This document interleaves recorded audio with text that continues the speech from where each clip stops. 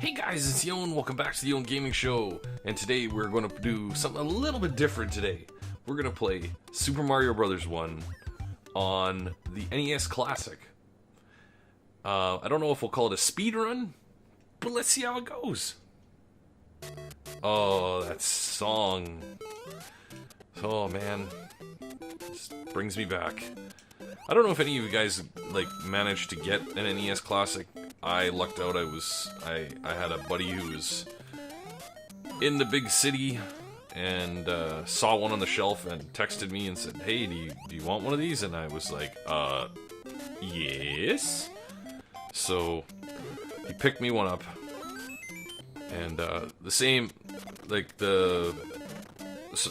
yeah, it was just like, oh, and then I managed to get a Super NES Classic, which, you know, the fact that I was able to get one with all the people saying have problems, get that, and then, and now I'm able to just play these games whenever I want. I'm a huge retro game fan. I know you guys probably see on my channel I play a lot of older PC games, but I'm also a big fan of retro consoles, so the fact that I can play these games just makes me happy, so. World 1, 2. I used to always do this. Knock, knock. But it always cuts the music off when you go back into the pipe, so. So for me, this game was, life-changing for me, because I was... Oh, when did this come out? I was young. I have to say... Well, I think it came out in US and Canada in the mid-80s. I'd have to double-check that. But, you know what? I'm not going to do the quick route. I'm going to play the whole level. Because I remember once you figured out that you could run across the top, everyone just did that. But it's like, you know what? I'm going to play the whole level. So, what I did was, back in the day, my parents got this for me for Christmas.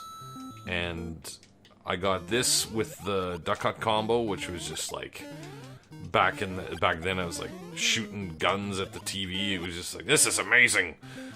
I mean, now you look at it, you know, technology-wise, it's pretty basic, but back then it was a huge innovation. You know, we're not going to warp either. We're just going to keep... I won't call it a speed run. I'll call it a long play, because most people just do this warp speed run. So, there we go. Done. But anyway, what I was saying was that, like, this game, to give you an idea, my mom always tells this story how I got really sick around Christmas. And the reason I got sick around Christmas was because I didn't eat. Oh, fail.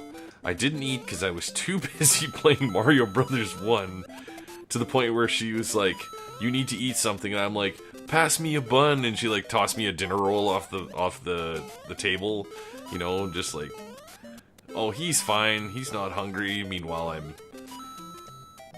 I'm dead now, apparently.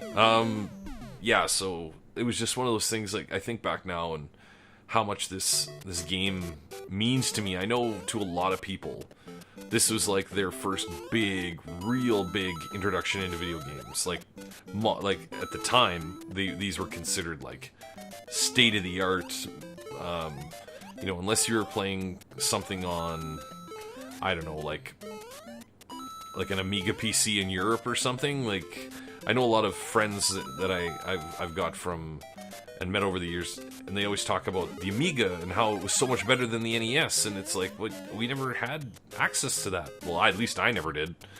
So when I see the Amiga now, and I go, wow, it's graphically so much better, but I think this system made video games, like, available to the masses to the point where people are like, you know, this is something that's affordable. It works on my existing television, or if you had to get an adapter. But it was one of those things where you just kind of, I'm trying to, what's the word I'm looking to describe this? It kind of spearheaded that whole movement. Oh man, I gotta pay attention. Ah, the fire! Ah, the fire! Just keep yelling out of the fire and you'll be fine. Like, seeing stuff like this as a kid, like the rolling fireballs and, like, the fire coming towards you, it was like, this is amazing! Oh, am I gonna fail? Nope, I did it! So long, Big Bowser! But, I do remember as a kid, though, the first time I got to finish the castle, I'm like, yeah, I finished the castle, and it's like, oh, it's not in this castle. You're like, oh, man. So, alright, we're on World 2-1. Please, there we go. I knew there was something here. Oh, I thought I was gonna lose it right away. So, but, yeah, so, I mean, a lot of people had good memories of, like, this, and, you know, some people had, you know, the NES, and some people had, I guess, like, the Sega Master System. I know one of my cousins... Oh, man, I'm doing bad. One of my cousins had the Sega Master System, and I used to think that system was amazing when I got to play it. I guess just because there'd be a whole library of games that you never got to play. And, same for him, because I remember bringing my Super Nintendo over to his place. One time I went to visit my family, and he stayed up most of the night playing SimCity on the Super Nintendo. So it was one of those situations that I could totally relate to. You're like, oh, you know, the parents are visiting, and maybe, you know, you get a little more leeway. You get to stay up later, kind of thing. It's the holidays, so you do stuff like a boing. You know what? Even now, I can never get it the first try. It always takes me a couple tries before I get up the... That was bad. That was bad. That was a rookie maneuver right there. But, so, like, situations like that where you just go... It's a soft spot. Oh. There we go. And we're going downstairs again.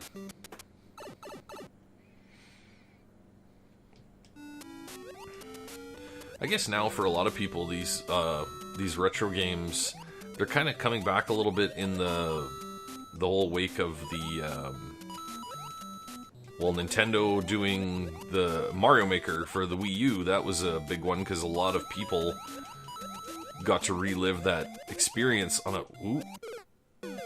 These bloopers always get me. Kind of was able to, like, make those levels and relive that, like, aesthetic and everything. So at the time of this recording, Mario Maker 2 hasn't been released yet for the Switch, but I'm definitely getting that when that comes out. Oh, this music.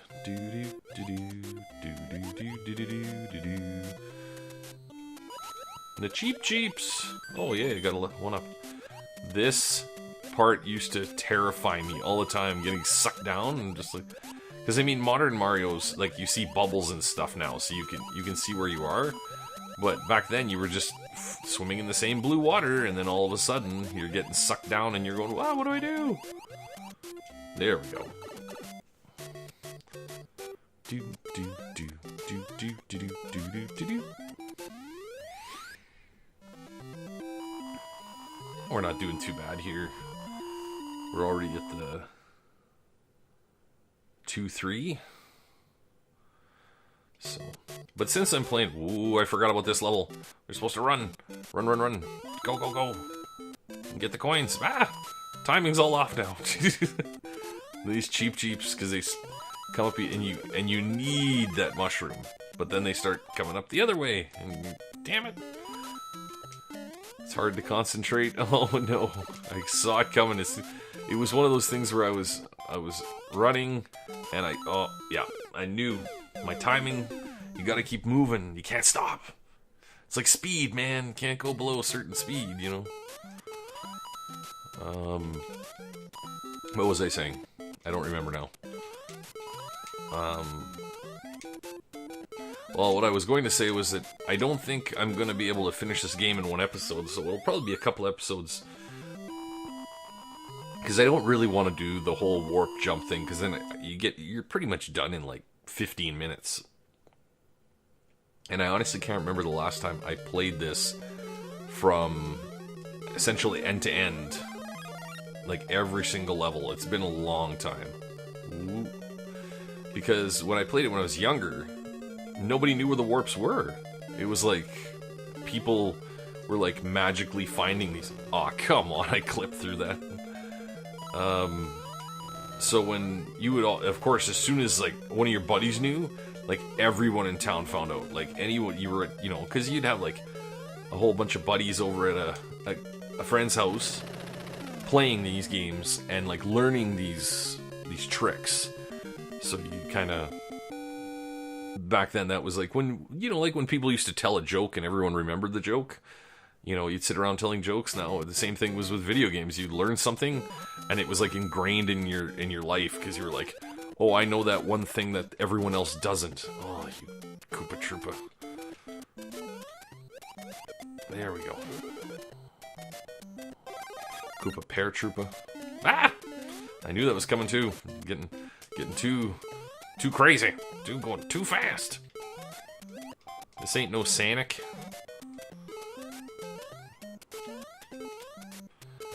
Do. Something's up there, I know. And I can't reach it. Oh, and I died. Wow. As soon as that happened, I was like, oh, that's gonna look bad. I've only got one life. I need to get some more one lives. You know what? I didn't even get the first life on the first level. I just realized there's a one-up halfway, well, sort of halfway in the first level, and I totally missed it because I was too excited to play and just be like, hey guys, we're playing, and oh good. And there were some coins I missed in level 1 too. Man. Yone's showing his rookiness here. This is rookie stuff. Do. Boom, do. Almost jumped in the same hole again. Do. Oh, Hammer Bros! I remember the first time I ran into those, I was like, oh my god, what are those? Bum, do. Ooh, that was totally planned. Man, this level seems kind of forgiving with the fire flower, and I just been realizing that I've been like diving through all this stuff, and I could have been using my fire flower. No. Do.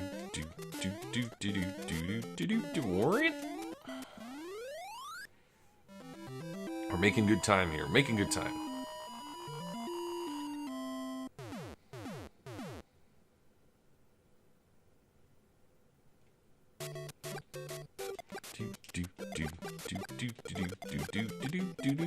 The fireball. Do.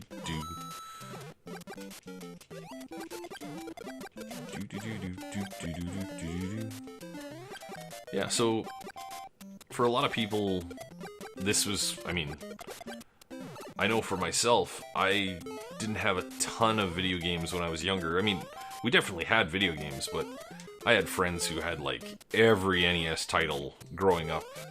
Like, Cobra Triangle, Contra, Mega Man 2. It just, I mean, we essentially had, I'm trying to think back, what game I had. We pretty much just had Mario and Duck Hunt when we first started out. And we played so much of this. Like, my younger brother he was like, I think he was a baby when this came out. Like he was not old enough to play this, but I can remember, like, probably the year after we got it, he used to, like most little kids would run right up to the screen and like pull the trigger and shoot the duck, and you know, as a kid you were always like, he's cheating, and it's like he's a kid, like he was way younger, didn't understand, but he was just happy it was working. And part of me wishes I had that experience, but I was old enough to realize that it was like, that's not how you do it.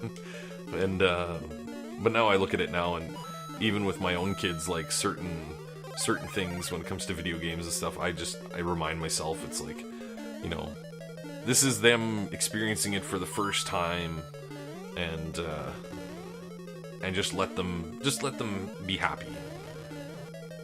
Oh, I got snagged. Oh, no. It's like, I got... Just squirted my way through there. I almost didn't make it. But, you know what, guys? I'm going to end this episode here. We made it to, level 4-1. And in the next episode, we'll continue on from here. And we'll see. Maybe do 2 episodes, 3 episodes. We'll see how badly I do when it comes to World 8. So, anyway, guys, thanks so much for watching. I really appreciate it. Let me know how I'm doing in the comments. And as always, happy gaming.